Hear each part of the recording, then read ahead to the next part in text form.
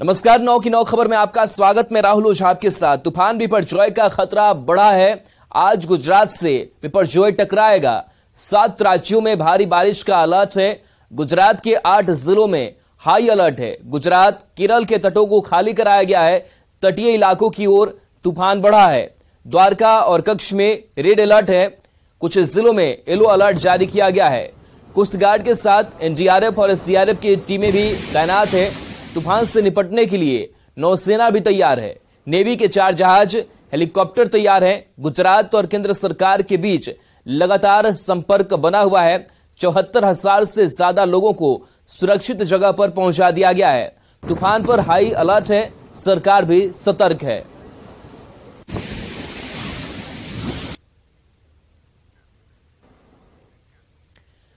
शिक्षक बहाली से जुड़ी हुई बड़ी खबर है। बहाली के लिए आज से ऑनलाइन आवेदन लिए जाएंगे। 1.7 लाख शिक्षकों की भर्ती के लिए यह आवेदन लिया जाना है। बीपीएससी शिक्षक बहाली की परीक्षा लेगा। कक्षा 1 से 5 तक, साथ ही कक्षा 9 से 10 की बहाली होनी है। कक्षा 11 से 12वीं स्तर के शिक्षकों की बहाली होनी है और आज से ऑनलाइन आवेदन लिए जाएंगे। पटना रांची के बीच वंदे भारत ट्रेन दौड़ेगी। 26 जून से पटना रांची के बीच यह ट्रेन दौड़ेगी। वीडियो कॉन्फ्रेंसिंग के जरिए प्रधानमंत्री नरेंद्र मोदी हरी झंडी दिखाएंगे। 12 जून को वंदे भारत का सफल ट्रायल हो चुका है। इकोनॉमिक क्लास का किराया 1760 रुपए होगा। सामान्य चेयर कार का किराया 890 रुपए होगा। कैटरिंग का चार्ज अलग से लगेगा। ट्रेन की एक बोगी में 78 सीट है। ट्रेनों की लेट लतीफी खत्म होने का नाम नहीं ले रही है। संपूर्ण क्रांति एक्सप्रेस समेत कई ट्रेनें आज भी घंटों लेट से चल रही है, जिससे यात्री परेशान है। पटना जंक्शन से और अधिक जानकारी दे रहे हैं संवाददाता अमित कुमार। अभी कोहरा नहीं है, लेकिन बावजूद इसके ट्रेन का परिचालन जो है वो लेट लतीफे से चल रहा है। अत्यधिक ट्रेनें जो है विलंब से चल रही है। देख सकते हैं कि नई दिल्ली राजेंद्र नगर संपूर्ण क्रांति सुपरफास्ट एक्सप्रेस जो है वो लगभग 1.25 घंटे विलंब से चल रही है। इसके अलावा हम बात करें तो ये देखिए आनंद विहार भागलपुर विक्रमशिला जो है वो भी 6.5 घंटे लेट से चल रही है। आनंद विहार भागलपुर गरीब रथ जो है वो लगभग कह सकते हैं कि 2.5 घंटे लेट से चली है। इसी तरह से अगर बात करें नई दिल्ली इस्लामपुर मगध सुपरफास्ट की, वो भी 30 मिनट लेट से चल रही है। बीकानेर गुवाहाटी सुपरफास्ट जो है वो 4.5 घंटे लेट से चल रही है। नई दिल्ली हावड़ा पूर्वा सुपरफास्ट एक्सप्रेस जो है वो 2 घंटे लेट से चल रही है। नई दिल्ली राजगीर संजीवी जो है वो भी लगभग 2 घंटे लेट से चल रही है। इसी तरह से कामाख्या गांधीधाम सुपरफास्ट एक्सप्रेस जो है वो भी लगभग कह सकते हैं कि 1.25 घंटे लेट से चल रही है। तो कह सकते हैं कि कोहरा जो होता है एक कारण होता है ट्रेन की लेट लतीफी का, ये माना जाता है। और इसको लेकर के रेल मंत्रालय की तरफ से एक्सक्यूज भी दिया जाता है कि घने कोहरे के कारण ट्रेनों का परिचालन में जो है बाधा होती है और उस कारण से ट्रेन लेट होती है। लेकिन अभी बिल्कुल सामान्य मौसम है, कहीं भी कोई अवरोध नहीं है मौसम का, और इस कारण से कह सकते हैं कि ट्रेनों के परिचालन जो है वो लेट लतीफी हो रही है और लोगों को परेशानी हो रही है। इस पर रेलवे का कह सकते हैं कि मौन है और रेलवे का कहना है कि ट्रेनों का परिचालन सामान्य तौर पे सुचारू तरीके से बहाल हो सके, इस पर लगातार कोशिश की जा रही है। लेकिन कह सकते हैं कि रेलवे का कहना और हकीकत जो है उसमें अंतर है और इसका खमियाजा जो है वो यात्रियों को रोजाना इस तरह से भुगतना पड़ रहा है। ट्रेन की लेट लतीफी के कारण लोग परेशान हो रहे हैं। कैमरा पर्सन सुबोध के साथ अमित कुमार, न्यूज 18 पटना। सरसा के बाबा कारू धाम मंदिर से एक हैरान करने वाला मामला सामने आया है। सालों बाद महिषी प्रखंड स्थित बाबा कारू धाम मंदिर की दान पेटी खोली गई, जिसमें लाखों रुपए के सड़े गले नोट निकले हैं। कई तस्वीरें भी सामने आई है। इन तस्वीरों में आप देख सकते हैं कि नोटों की क्या हालत बन गई है। ज्यादातर नोट खराब हो चुके हैं, बुरी तरह सड़ गल गए हैं।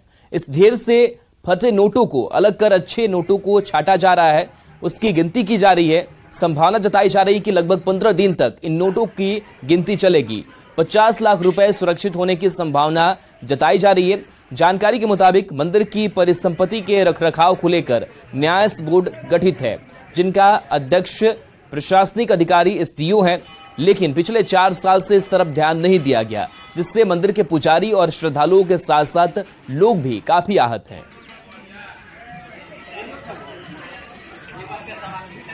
अभी तो एक पेटी आज खुले हैं, इससे पहले 2 पेटी खोले थे दुर्गा पूजा के लगभग में। 4-5 और पेटी है छोटा छोटा। कितने दिन तक ये प्रक्रिया चलेगी? मान करके चलिए, अभी शुरू किए हैं आज कल जैसे कल को खोले, आज जमा नहीं हुआ है तो इसको जमा करके अब जमा करना होगा, फिर बैंक में इसको देना होगा, उसके बाद ही अब खोलेंगे। अब बेगूसराय से बड़ी खबर है, जहां पीट कर युवक की हत्या कर दी गई है। मामूली विवाद में हत्या कर दी गई है। युवक दूध लाने जा रहा था, 3 लोग पर हत्या का आरोप लगा है। वासुदेवपुर गांव की घटना है। मुफस्सिल थाना क्षेत्र का यह मामला बताया जा रहा है। पुलिस पूरे मामले की छानबीन करने में जुटी हुई है। मृतक नीतीश कुमार वासुदेवपुर गांव का रहने वाला था। विपिन कुमार उर्फ कैलू और उसके दोनों बेटों पर हत्या का आरोप लगा है। पुलिस मामले की छानबीन में जुटी हुई है। विपिन कुमार उर्फ कैलू और उनका दोनों लड़का लोहा के रॉड, हॉकी स्टिक और बंदूक के कुंदा, इससे जो है सो पूरा नस उसको यहाँ से माने नीचे गर्दन से नीचे पूरा नस तोड़ दिया। 7-7:30 बजे रात में समिति पर दूध लेके आए। रास्ता में 3 आदमी मिल कर मारे। कहाँ पर? रास्ता मार लगते। कौन चीज मार लगे? खंती से मार लगे, पाइप से मार लगे, रॉड से मार लगे, गर्दन में गमछी लगा के फंसे न रहे। मारा। सिवान से बड़ी खबर है, जहां जमीन विवाद को लेकर मारपीट हुई है। मारपीट में महिला समेत 3 घायल बताए जा रहे हैं। इलाज के लिए अस्पताल में भर्ती कराया गया है। 2 की हालत गंभीर बताई जा रही है। दरौंदा के रुकुंडीपुर की घटना है। पुलिस मामले की जांच कर रही है। तो सिवान से ये बड़ी खबर आपको बता रहे हैं, जहां पर मारपीट हुई है।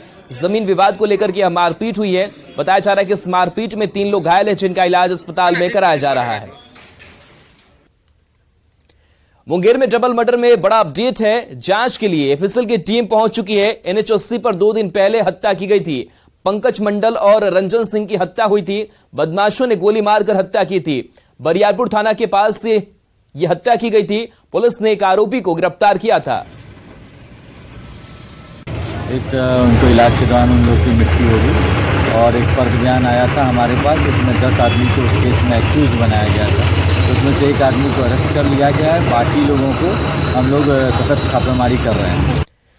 इस बीच सिवान से बड़ी खबर है, जहां पुलिस पर गांव वाले भड़क गए। शराब तस्कर को पुलिस पकड़ने के लिए पहुंची थी। सूचना के बाद भी पुलिस नहीं पहुंची। तस्कर के घर से शराब पकड़ी गई थी। गांव के ही लोगों ने शराब पकड़ी थी। गांव वालों ने पुलिस को सूचना दी थी। मैरवा के मिसकरही मोहल्ले की घटना है। आक्रोशित लोगों ने खूब बवाल काटा। मिसकरही मोहल्ले में रहने वाले लोगों ने पुलिस पर राजू के साथ मिलकर शराब बिचवाने का आरोप लगाया है।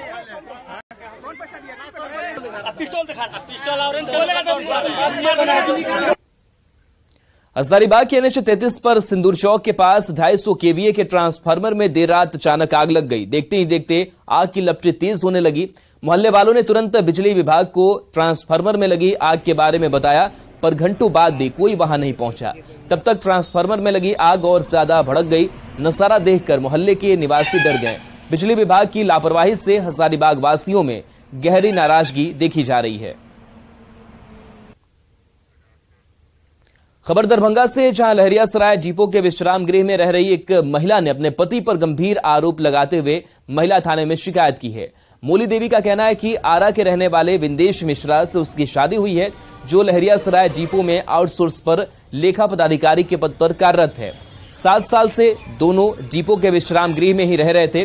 पिछले दिनों पति किसी दूसरी लड़की को लेकर आया, जिसका विरोध करने पर उसने मारपीट की और 13 जून को फरार हो गया। इस घटना के बाद कार्यालय के कर्मियों ने पीड़ित मोली को डिपो के विश्राम गृह से बाहर निकालकर गेट को सील कर दिया। महिला का कहना है कि पति ने घर वालों से छिपाकर शादी की थी।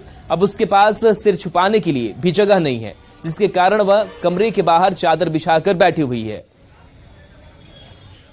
7 साल से मुझे शादी किया। शादी करके परसों को 4 बजे मारपीट के 8 बजे रात में भाग गया इठन से। कितने वर्षों से यहाँ आप तुम रहती हो? 7 साल से। शादी कहाँ किया था? इसी रूम में। क्या नाम है उसका जिसने शादी किया? विंदेश्वर मिश्रा ने। घर कहाँ है उसका? आरा जिला। यहाँ क्या करता है वो? ऑफिस के काम करता, लिखावा का।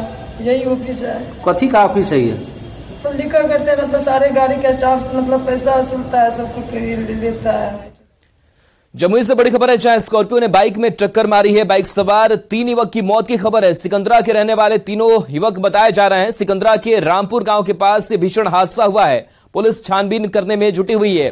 तो बड़ी खबर, बड़ा हादसा सामने आया है जमुई से, जहां स्कॉर्पियो ने बाइक में टक्कर मारी है और इस हादसे में बाइक सवार 3 युवक की मौत की खबर है। सिकंदरा के रहने वाले ये तीनों मृतक बताए जा रहे हैं। सिकंदरा के रामपुर गांव के पास भीषण हादसा हुआ।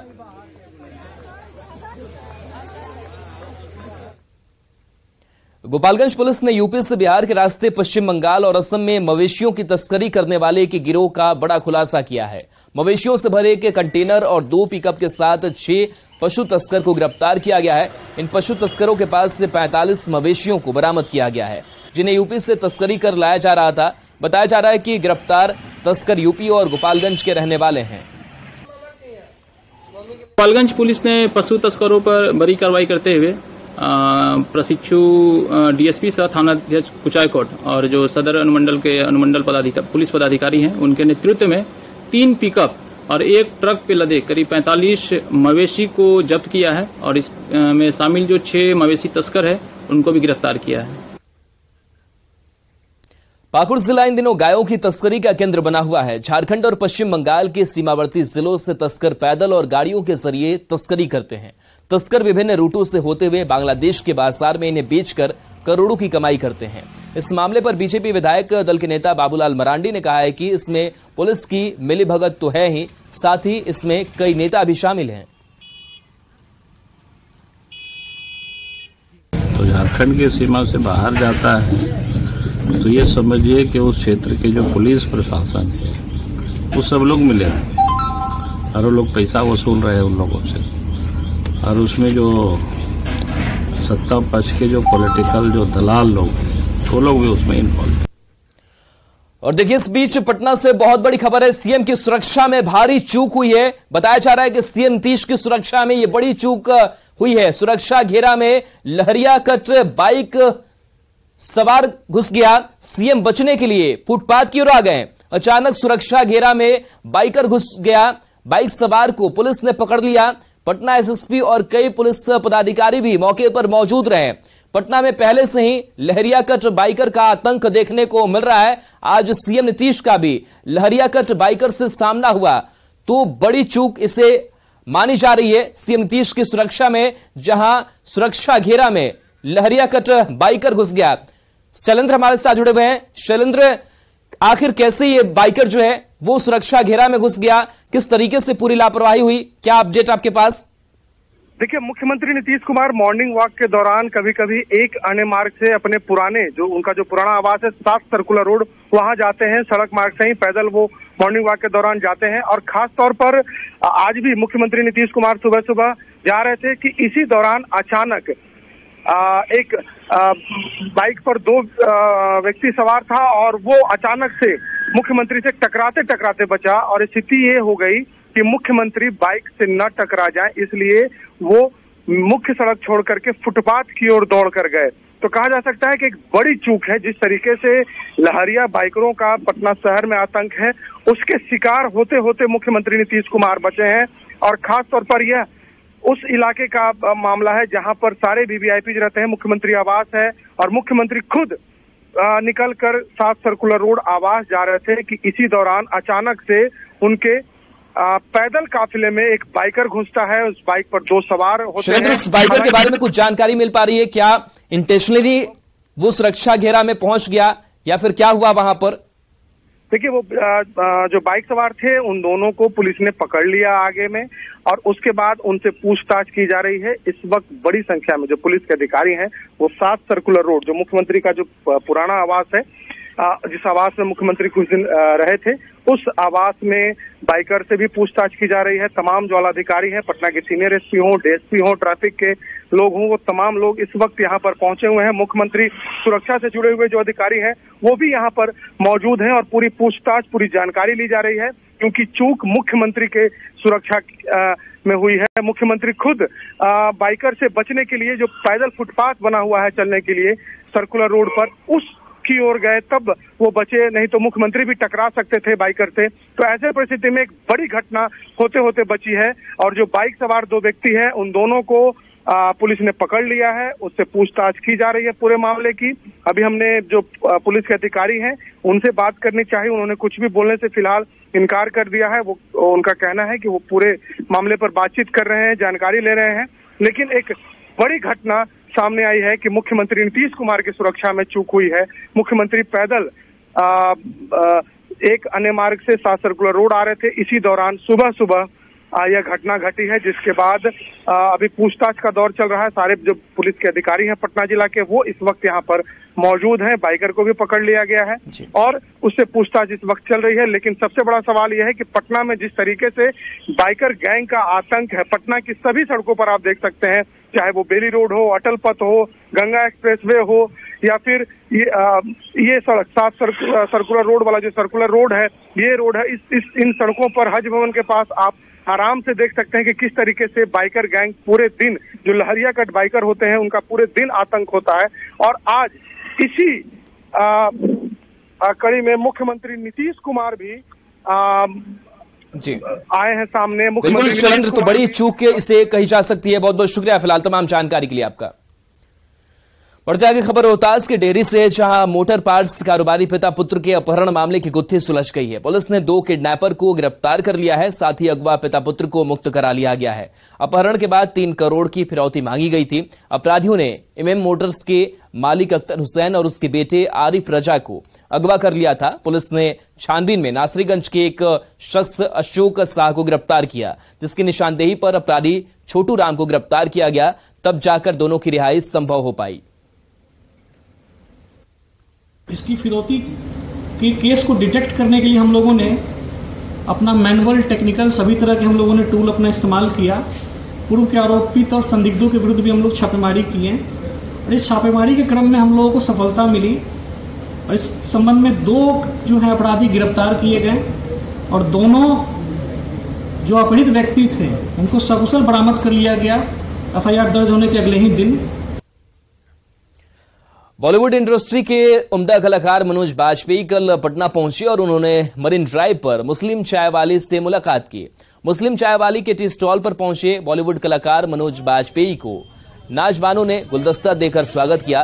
खास बात है कि मनोज बाजपेयी एकदम देसी अंदाज में दिखे और उन्होंने नाजबानों से भोजपुरी में बात की, साथ ही सादी चाय की चुस्की भी ली। तस्वीरों में आप देख सकते हैं कि मनोज बाजपेयी से मिलकर मुस्लिम चाय वाली नाजबानो कितनी खुश नजर आ रही है।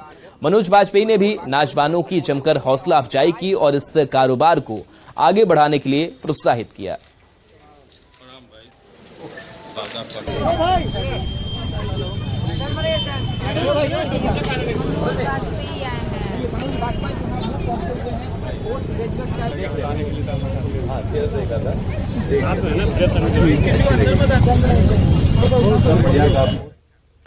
पलामू में दुष्कर्म की घटनाएं लगातार बढ़ रही है। साल 2023 में अब तक 12 से अधिक दुष्कर्म के मामले सामने आ चुके हैं।